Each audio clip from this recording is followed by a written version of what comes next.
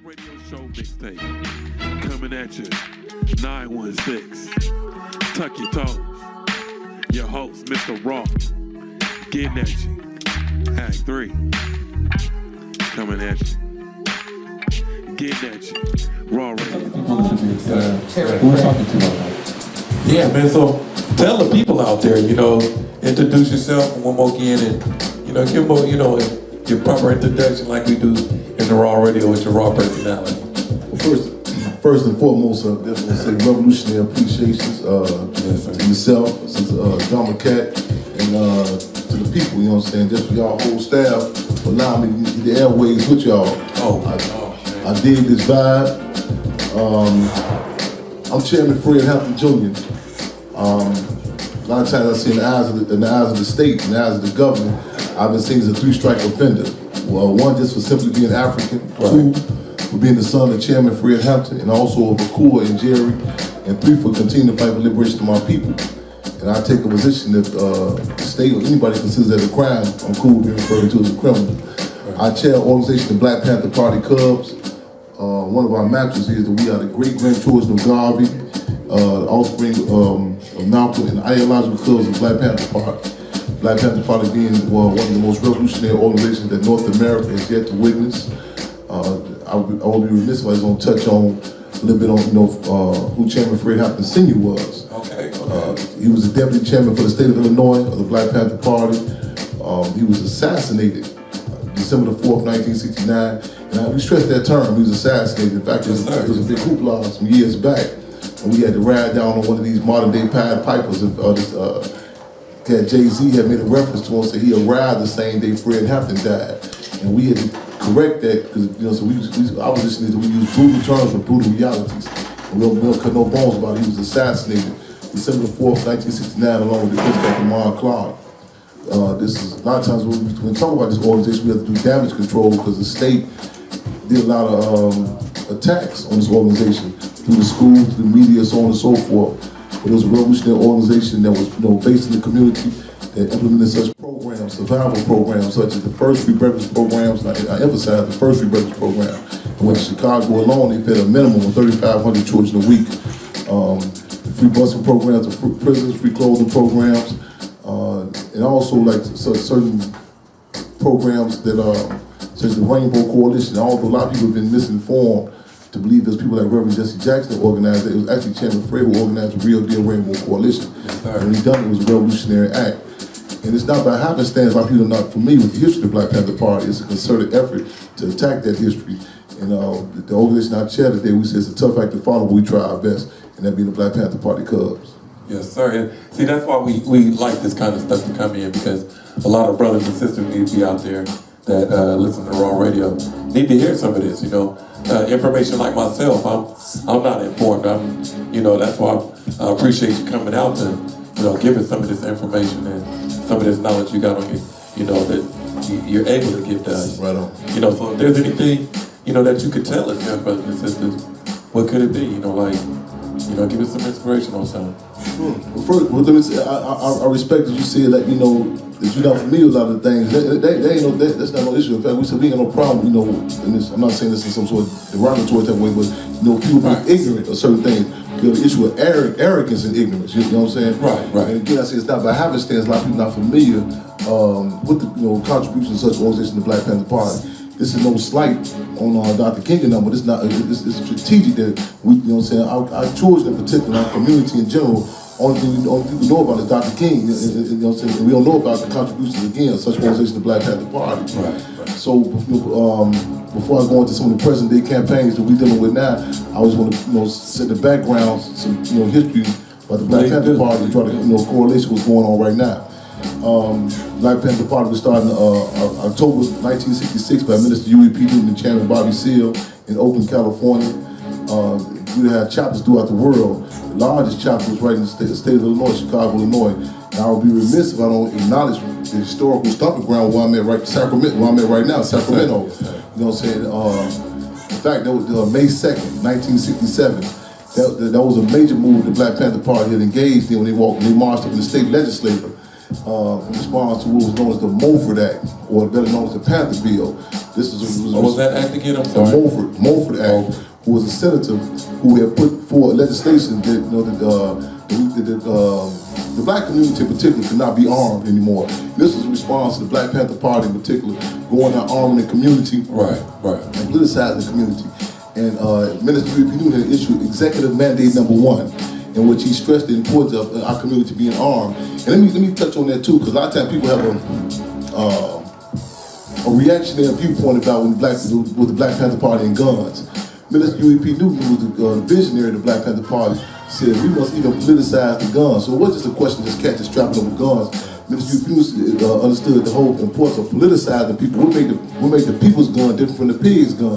Right. And so when they marched from the state legislature May 2nd, 1967, that really put the Panther Party on a national, better yet, international view. People got to saying, question, okay, the state ain't got no problem with catching the community strapping up against each other. Once you start becoming armed, defending your community, it became a problem. And it wasn't just limited to cats being, strapped up with guns. Again, I mentioned earlier the survival programs.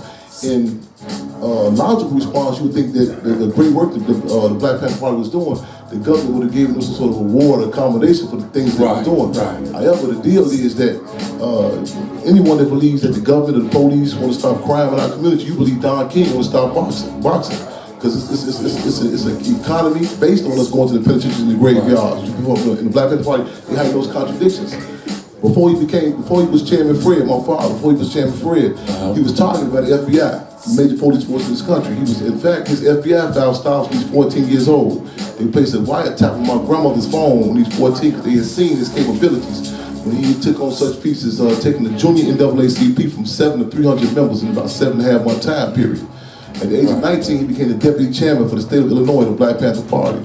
I mentioned programs of the Rainbow Coalition. Chairman Fred done it when it was a revolutionary act. He dealt with some real deal contradictions in our community in Chicago, like it's called Chirac now. And I want to talk about that too, even that term, why they call it Chirac. But Chairman Fred put his ear to the ground and dealt with like the street organizations and other things. And keep in mind, Chicago was and still is one of the top segregated cities in the country, if not the world. He was able to politicize and win such forces as the Young Patriots, a group of poor whites who were so reactionary at one time. These cats were wearing Confederate flags in their jackets. The Young Lords, a Puerto Rican street organization, on leadership with Cha-Cha Jimenez. Chairman Fred met him when he was locked up in the prison, concentration camp. And that's the term we use. And I talk about it, I ain't talking for no Oz movie I seen, no book I read, I'm talking from I lived and then died up under, or we call it concentration camp. And a lot of the street organizations, a lot of people say, well, a lot of people call it gangs. We disagree with that, because I think it's the worst gang in Chicago is Chicago Police Department. And so Chairman Fred was able to politicize a lot of different street formations. So, for example, the formerly known Devil Disciples, he politicized them to a point where they got up publicly. So we now changed that name to be known as the Black Disciples due to the political education we received from Chairman Fred and the Black Panther Party. He was able to flip the script even after the FBI had approached such organizations as the Vice Lords and told them they would get them 16th Street, a portion of the West Side, under the condition the Black Panther Party would not be able to open a free medical center on 16th Street. Chairman Fred warned them to some point of unity. They subsequently ended up working the free medical center. And even by the government's own records, now I got to quote them sometime because I tell you we don't believe nothing. Please do. You got to quote the government because you don't believe it's a fact unless you say white folks in the government said it. Right. But even by the government's own records, there was a record low to what they call black on black crime. You know what I'm saying? And so there's a number of different attempts to take Chairman Fred from the streets. There's the infamous program, the COINTELPRO. I don't know if you're familiar with COINTELPRO. COINTELPRO. Please COINTELPRO is an acronym for Counterintelligence Program. COINTELPRO, Counterintelligence Program. And not from the horse's mouth, but from the pig's mouth, from the state itself. Where they said, the former director of the FBI, J. Edgar Hoover, said it was a program created to discredit, to demise, to destroy, and disrupt any black nationalist movements, especially amongst the youth. Over 90% of that program was directed at the Black Panther Party. It consisted of tactics such as we've seen the framing and kidnapping of people like Elmer Geronimo Pratt, framing and locking up Assata Shakur on trumped-up charges, forcing people, such as the case of Assata Shakur, who's still in political exile right now, forcing them to political exile, and also straight-out assassinations.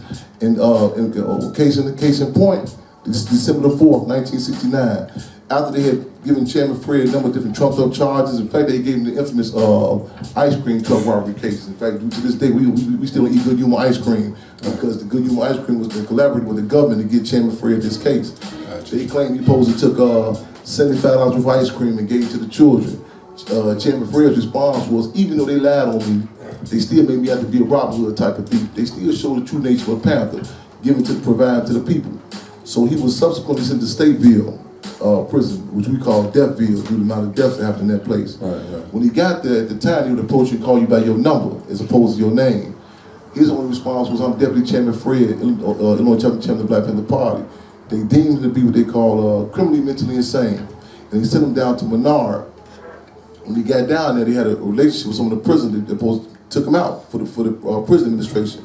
Chairman Fred got on the yard and rapped with these cats and politicized these cats to a point where they told the warden, we on Chairman Fred's security now. Anything happen to him, we hold you accountable for. Right. So he got back out on the appeal bond August 13, 1969. He hit the streets with that same revolutionary fervor, if not more. Yes, sir. So fast forward to one of the most brutal acts of terrorism to occur within our community. I ain't talking about September 11, New York. I'm talking about December the 4th, 1969, the day in which two of our Twin Towers got took out. 21-year-old Chairman Fred and 22-year-old Defense Captain Mark Clark. The federal government via the Chicago Police Department, led by then State's Attorney Edward V. Henyahan, who was the political water boy for the then mayor of Chicago, Richard Daley, was the most powerful mayor in the country. Another issue we're dealing with right there in Chicago, what a lot of people call Chirac, is really exposing who's really responsible for the crime that's going on in Chirac. You know what I'm saying? Contrary, we take a position that's unpopular. A lot of people want attack the people, want to give you the propaganda of these 16, 17-year-old children out there creating this crime.